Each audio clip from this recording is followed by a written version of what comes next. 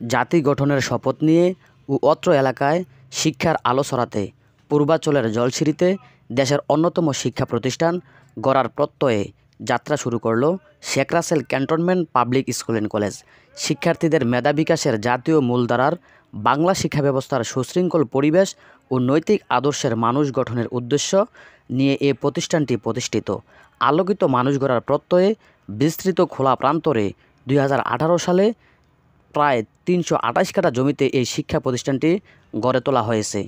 Sheikh Russel cantonment public school and college এ প্রথম হতে নবম শ্রেণী পর্যন্ত প্রভাতী ও দিবা শাখায় বাংলা মাধ্যমে শিক্ষা কার্যক্রম চালু রয়েছে।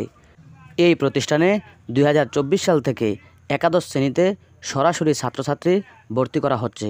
প্রধান পৃষ্ঠপোষক এরিয়া কমান্ডার, সদর দপ্তর, লজিস্টিক এরিয়ায় পৃষ্ঠপোষকতা এবং সভাপতি, স্কুল পরিচালনা পর্ষদ, কমান্ডার, 24 ইঞ্জিনিয়ার কনস্ট্রাকশন ব্রিগেড এর সুযোগ্য নেতৃত্বে ও যথাযথ দিক নির্দেশনায় বিদ্যালয়টি পরিচালিত হচ্ছে। বর্তমানে কর্মরত আছেন লেফটেন্যান্ট কর্নেল মোহাম্মদ ফেরদৌস হাসান টিটু, পিবিজিএম অবসরপ্রাপ্ত।